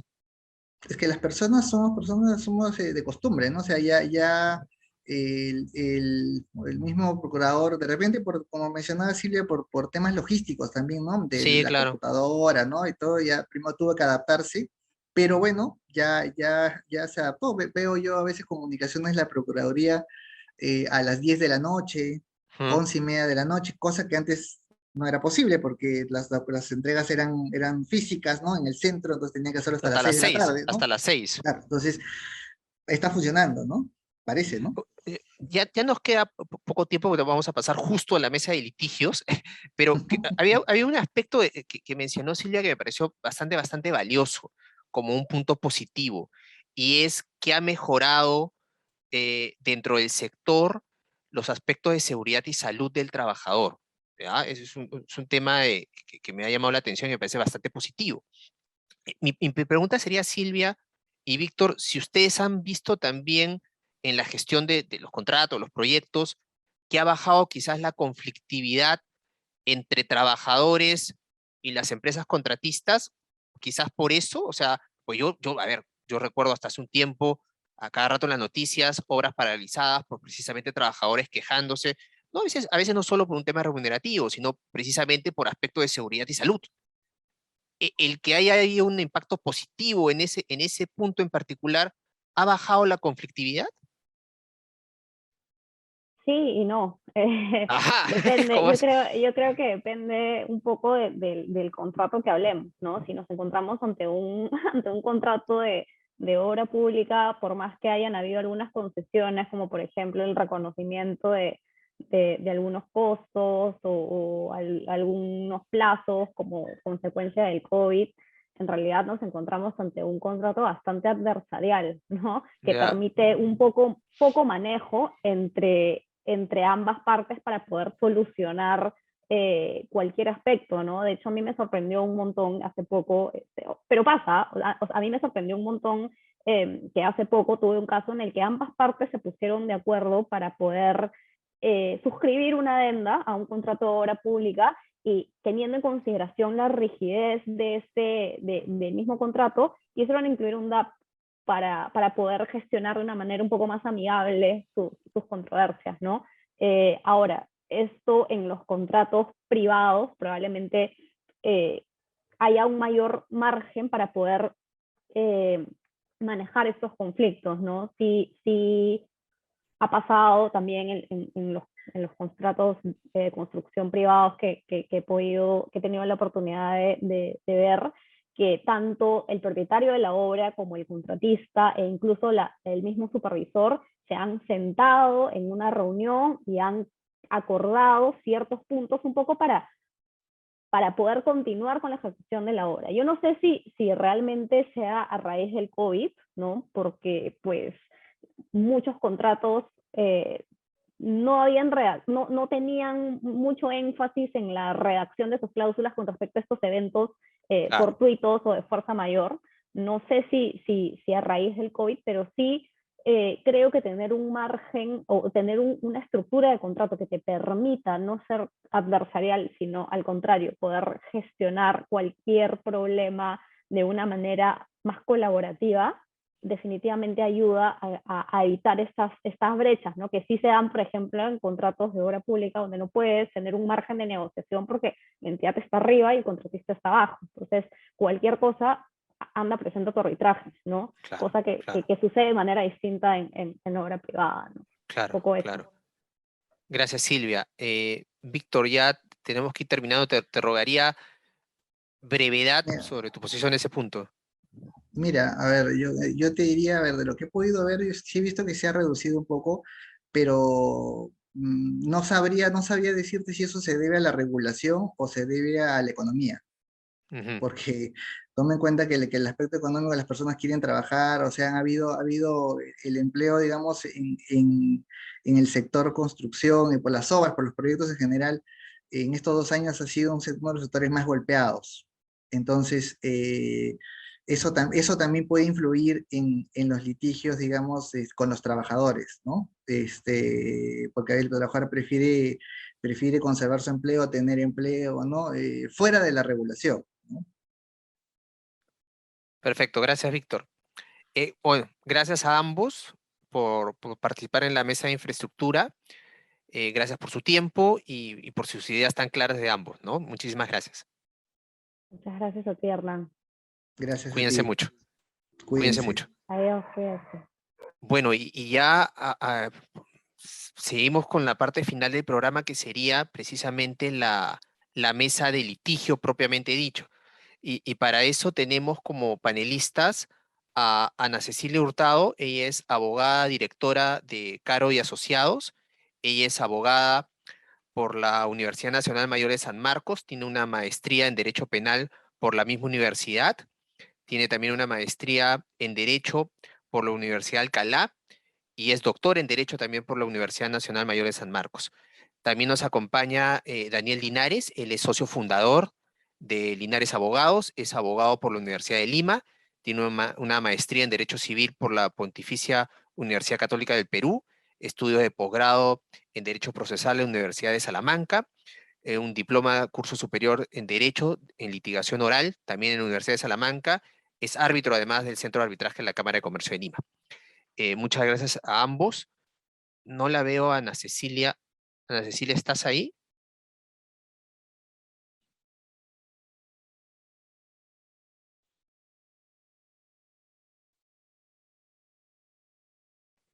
Creo que Ana Cecilia está como asistente, pero no, Ana Cecilia, lo que pasa es que tienes que entrar con tu link de panelista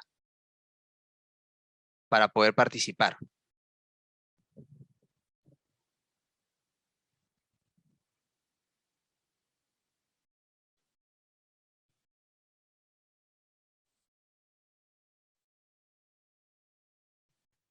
Ahí te veo. Hola, Hernán, buenas tardes.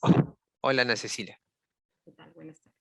Buenas tardes. Entonces, siguiendo la dinámica y el programa, cada uno tendría 5 minutos para, en sus experiencias, qué aspectos positivos nos ha traído la pandemia al litigio.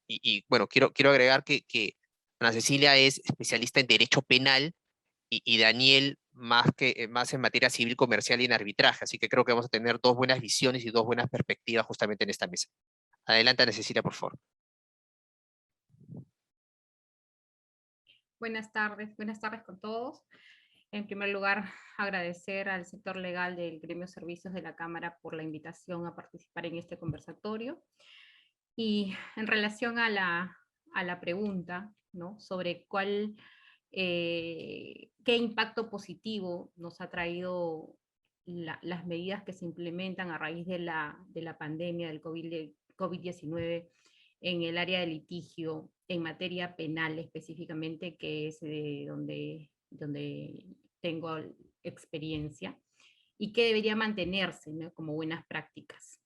Desde mi experiencia, pues, en el litigio en materia penal, creo que podemos identificar dos aspectos positivos que nos ha traído la pandemia. A raíz de la pandemia, a nivel de procesos penales, hubo mucha incertidumbre sobre cómo se iban a tramitar los procesos penales, teniendo en cuenta, pues, la naturaleza misma y lo que está en juego, ¿no?, en un proceso penal, las garantías y los derechos que se debe velar dentro de un debido proceso.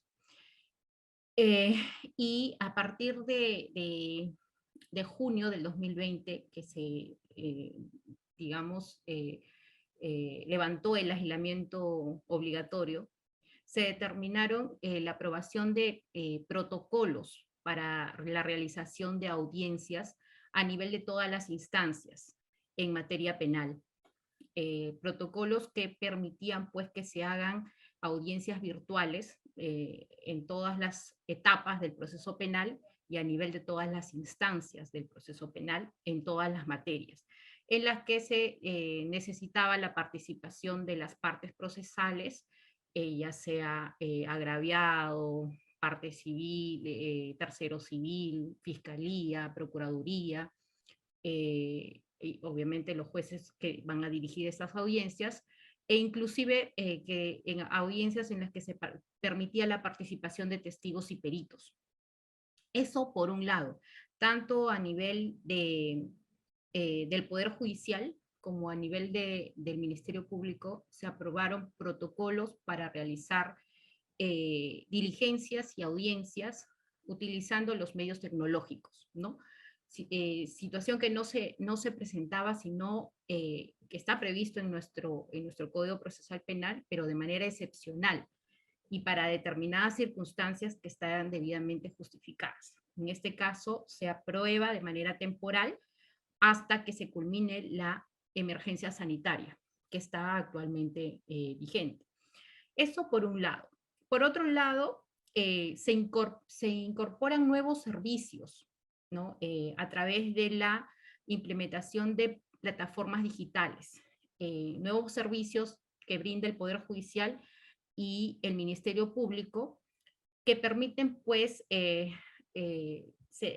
impulsar los procesos, tener mayor información o transparencia de los procesos y permite que los usuarios puedan acceder a la información en los procesos en la medida que por el distanciamiento social, por la falta del trabajo presencial de los órganos jurisdiccionales, tanto del Ministerio Público, que no atendían de forma presencial, pues se habilita y se implementa estas plataformas digitales para poder acceder al proceso. En principio ya existía lo que es el sistema de notificaciones electrónicas, pero dentro de este sistema lo que se habilita es la posibilidad de presentar escritos. Se implementa para que pueda ser utilizado como una mesa de partes electrónico, ¿no?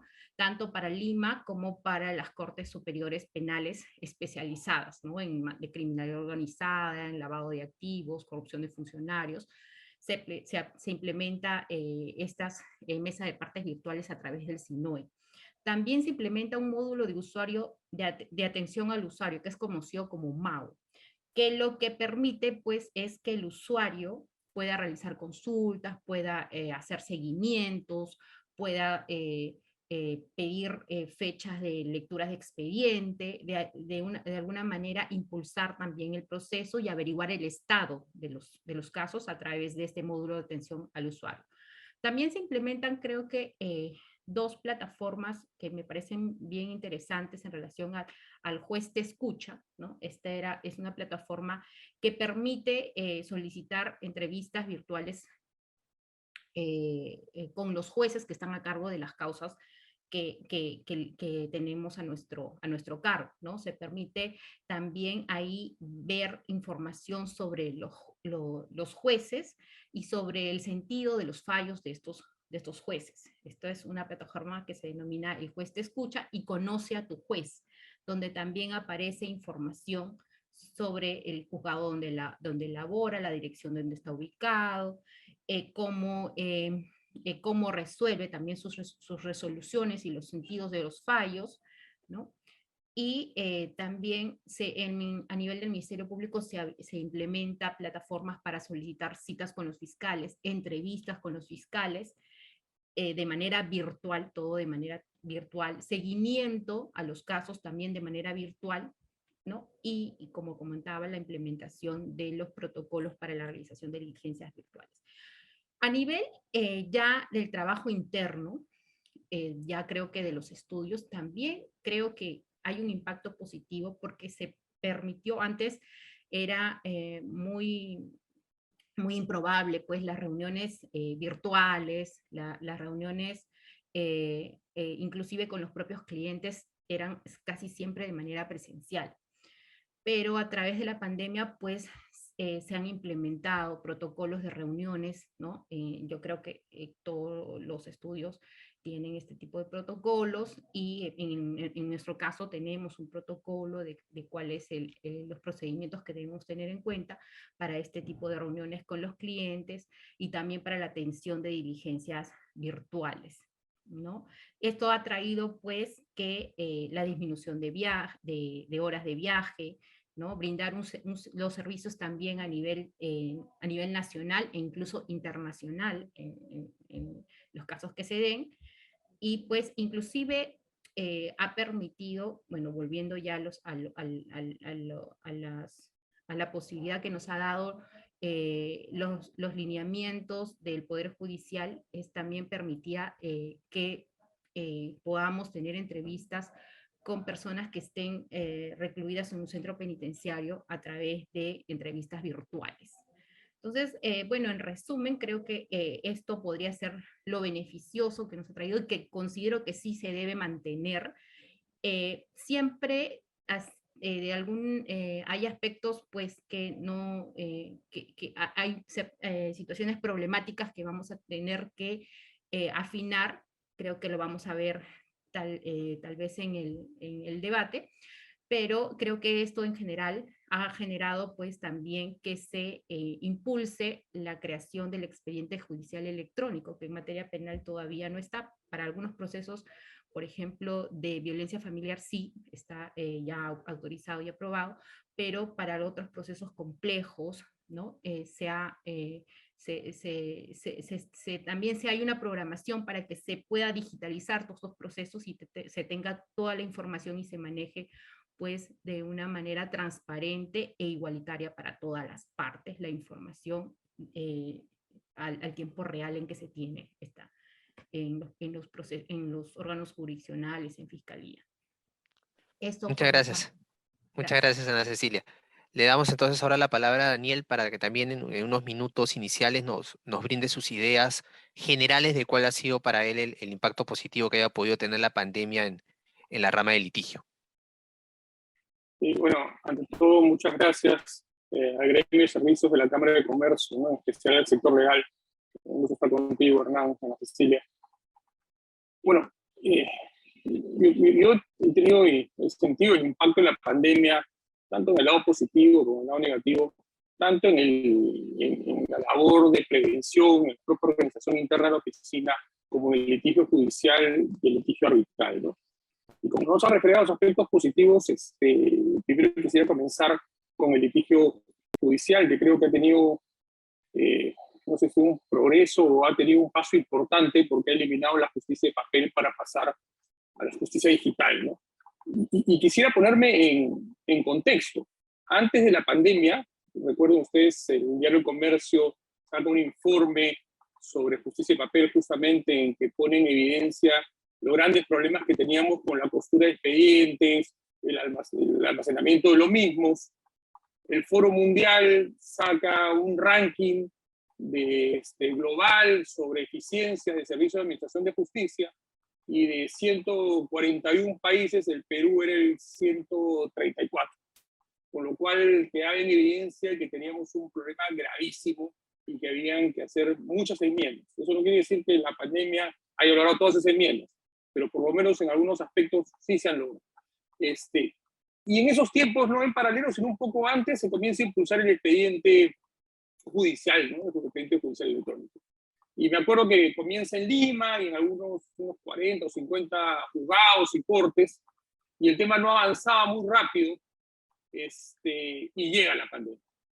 Y por suerte la reacción del Poder Judicial fue impulsar el expediente judicial.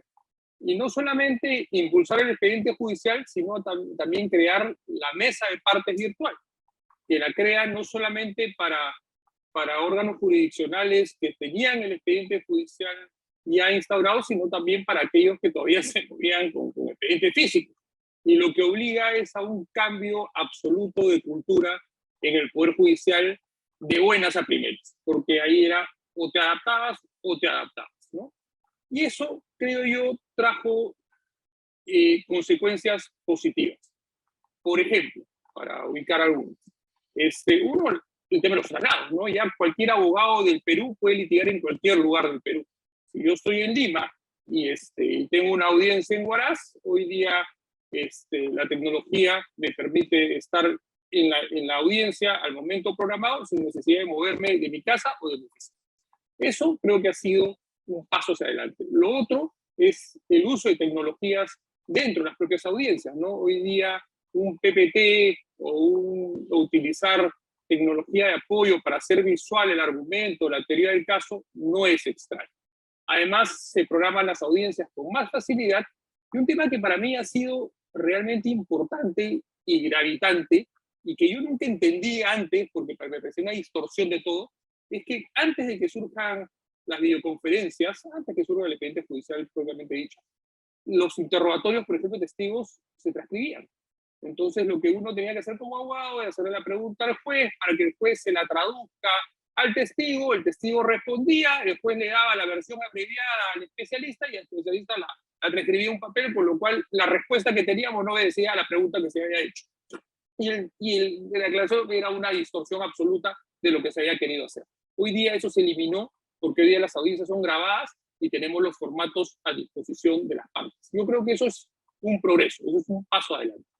En el arbitraje sucedió, evidentemente el litigio arbitral es diferente, ¿no?, al judicial. El judicial es más formal, digamos que un juez atiende 500 casos al mes, y realmente la oralidad se pierde en el litigio arbitral, mientras que en el litigio arbitral la oralidad es muy importante. Entonces, lo que sucedió es que pararon los litigios arbitrales, porque los centros de arbitraje no esperaban una situación como esta, pero inmediatamente comenzaron a incorporar las plataformas de videoconferencias como el Zoom, el Meetings o la que corresponde. Y empezaron los litigios arbitrales. ¿Y cuáles han sido las variaciones ahí positivas? Una, que te han permitido litigar en otro lado del mundo. A nosotros nos ha tocado litigar fuera del Perú sin necesidad de movernos del país, ¿no? La contratación de árbitros, por ejemplo, si tú quieres tener un árbitro de otro país dentro de tu tribunal, antes era un poco más costoso, se tenía que venir porque había que pagar los viáticos y el traslado. Hoy día eso no existe, el árbitro está totalmente conectado y la videoconferencia funciona perfectamente. Lo mismo pasa con los peritos. Ya no tienes que buscar, a diferencia del Poder Judicial, que tienes el REPEG, en el arbitraje es libre, lo que tienes que buscar es un perito de muy buen prestigio, entonces ya no tienes que buscarlo solo en el Perú. Si es algo muy especializado, lo puedes buscar en cualquier lado del mundo, y hoy día todo esto se ha facilitado. Para nosotros ha sido también beneficioso, porque nosotros creamos un producto de financiamiento de arbitraje durante la pandemia, y nos ha permitido venderlo no solo en el Perú, sino también traspasar fronteras. Hoy hemos tenido requerimientos de varios lugares del extranjero que hemos evaluado, y esto no se hubiera podido dar tal vez con una situación pre-pandemia. Y en la organización interna de los estudios creo que también ha tenido, por lo menos desde mi punto de vista, un impacto positivo. Yo hoy día no tengo pensado volver a la oficina a tiempo completo nunca más, porque este sistema me funciona perfectamente bien. Hoy día tenemos, por lo menos en mi estudio, un sistema mixto que nos permite utilizar las infraestructuras de la oficina con fines estratégicos, con determinados objetivos, y irte a tu casa o el domicilio que establezcas para continuar con el home office o con este tipo de trabajo. Y lo que ha sucedido, por lo menos en mi caso, es que hoy día trabajo más y produzco mejor que antes, ¿no? Muchas gracias. No, gracias a ti, Daniel. A ver, varios temas, no nos queda tampoco mucho tiempo, pero hay algunos aspectos que sí me parecen interesantes que podríamos profundizar. El primero es que efectivamente el Poder Judicial, y quiero referirme primero al Poder Judicial, el mismo Ministerio Público, se vieron obligados a implementar estos sistemas virtuales para apoyo a todos nosotros los litigantes y las partes, ¿no? Y tenemos el MAU, el juez de escucha, y claramente tenemos que reconocer que hay un esfuerzo del Poder Judicial. Creo que tú lo decías, Daniel, en su momento era o te adecuas o no te adecuas, o sea, tenían que hacerlo. Pero la gran pregunta es, y estoy de acuerdo con ambos en que muchas cosas funcionan. A ver, yo que también litigo, sí tengo que aceptar que, a ver, todo este tiempo para que me escuche alguien, el famoso juez te escucha, mira, contados con las manos ¿no? Con los dedos de las manos, los mouse a veces me los contestan, y cuando a veces no, y cuando me lo contestan, pueden contestar cualquier cosa. Entonces, ¿no sienten ustedes que a pesar del esfuerzo, de alguna manera estos sistemas, estos aplicativos que nos están dando a nosotros los estudiantes no funcionan? O sea, quiero someterlo así claramente. A mí me da la impresión que esas cosas no están funcionando. O sea, el expediente electrónico sí me parece genial, pero por ejemplo el juez te escucha, el sistema MAU, me parece que es un poquito engañamuchachos, como se dice. No sé qué piensan, no sé si están de acuerdo o no. En mi experiencia, me sucede lo mismo, ¿no? Yo creo que es una buena iniciativa y creo que eso, si funciona, sería genial, ¿no? Para para todos los procesos y para todos los casos. Cuando funciona, obviamente es muy efectivo, pero sucede también lo que mencionas, ¿no? Que a veces haces alguna consulta por el MAU y te contestan cualquier cosa, y tienes que volver a hacer la consulta, ¿no? Pero eso creo que no se debe al canal, ¿no? Sino a la persona que está a cargo de responder o de darle operatividad a ese canal, o esa plataforma. En relación al juez de escucha también, ¿no? Igual creo que mientras que yo creo que se deja una constancia, ¿no? De que efectivamente pediste la entrevista, ¿no? Y que en todo caso, cuánto tiempo se demora en responder, pues te va a permitir poner de repente una queja funcional o irte a control Claro, interno, etc. claro. Pero yo creo que el problema no está en el aplicativo, ¿no? Si funcionaría bien, pues sería lo ideal, sino que en quienes operan Claro, en el operador del aplicativo, que no te contesta bien o que no te Sí. contesta. Por ejemplo, sí, porque por ejemplo, a mí me ha pasado mucho en fiscalía que a través de esas plataformas de citas, pido las citas, nunca me responden, llamo para para entrevistarme con el fiscal para que me dé la cita y le digo, mira cuánto tiempo ha pasado, he pedido 2, 3 veces, y pues me dice que lo pida por escrito, porque no lo ve. Ya. Entonces, cuando lo pido por escrito, no me provee. Entonces, pero tengo todos estos antecedentes para poder impulsar, ¿no? Un incumplimiento de parte del fiscal, ¿no? Que no está atendiendo a un requerimiento Claro, claro, por parte de la defensa, en mi caso, ¿no? claro. Entonces, creo que los protocolos están, el otro tema sería que si lo están verdaderamente utilizando de manera eficiente, ¿no? Porque algunos pues no se quieren adaptar. He tenido procesos a nivel de fiscalía que a pesar que están aprobados los protocolos para el uso de la realización de diligencias utilizando las audiencias, los aplicativos para diligencias virtuales, no han programado y han dejado, han dejado de impulsar los procesos por mucho tiempo, ¿no? Entonces se les ha vencido los plazos, hemos tenido que presentar pedidos de controles de plazo ante el Poder Judicial y ahí recién con los apercibimientos de los jueces han tenido que los fiscales utilizar estos mecanismos por un tema de miedo, por un tema de que algunos sostenían, por ejemplo, algunos fiscales sostenían que no podían hacerse diligencias virtuales cuando se trata de declaraciones de investigados o declaraciones de testigos, porque tienen que mostrar documentos físicos, tienen que reconocer documentos, o porque no hay una certeza de que van a estar solos en la declaración, sino van a tener alguna ayuda visual, etc. Entonces, bueno, se presentan otros temores de parte de los fiscales para utilizar estos mecanismos tecnológicos que en sí mismos creo que sí son positivos, pero... Claro, no, hay un problema de usuario. sí. Daniel, ¿tú estarías en la misma línea? ¿Crees que...? Y eso me lleva, mira, te someto esto, ¿ya? Te someto esta idea. Porque todos quisiéramos que se mantengan esta virtualidad. Bueno, creo que la mesa de partes va a ser algo que va a quedar, la mesa de partes virtual. Las audiencias virtuales a nivel judicial, fiscal. Bueno, mi pregunta es, y unido a este tema de, oye, si finalmente es un problema de la persona, no sé, yo todavía estoy reacio a pensar que el Poder Judicial no va a regresar a la presencialidad para algunas cosas. O sea, por ejemplo, para audiencias. O sea, me parece que se resiste mucho el trabajador judicial a aplicar estos aspectos tecnológicos o virtuales. Lo vemos en el mouse, repito, en el juez de escucha. Aplicativos que, como sabemos, deberían funcionar, pero a la perfección. Es muy sencillo y no funciona. Entonces, no será un tema y lo vimos en mesas anteriores, de un cambio de la mentalidad de la persona que tiene que ahora aplicar esa virtualidad por parte del Estado? Mira, es una excelente pregunta, Hernán, yo también me la hago. Para mí el juez realmente nunca me ha escuchado con esta aplicación. Y yo creo que también es un tema de adaptación a la situación, ¿no? Porque y yo creo que nos pasa a todos, con el trabajo virtual trabajamos más.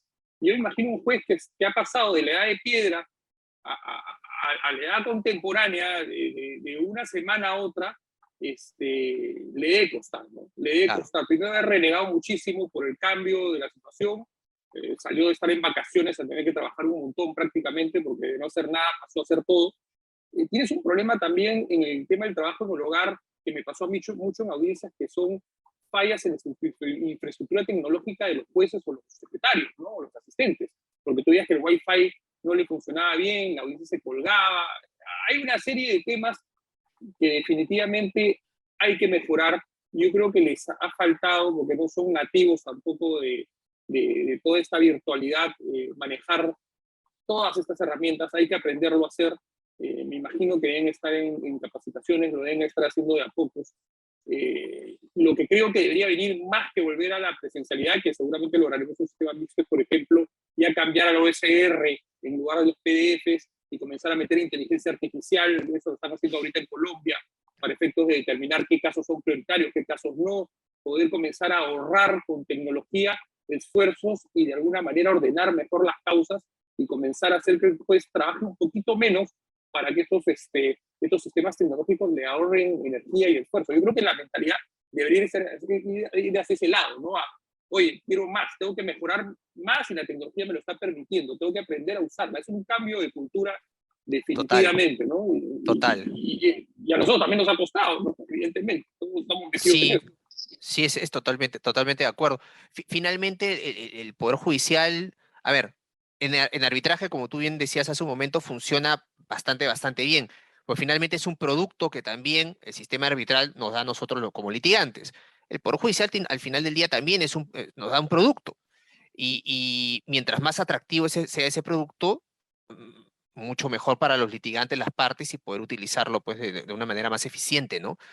Claramente estamos en la misma línea, creo, los tres. Lamentablemente ya son las 7, todas las mesas nos han quedado sumamente cortas con el tiempo, había infinidad de temas por conversar y discutir.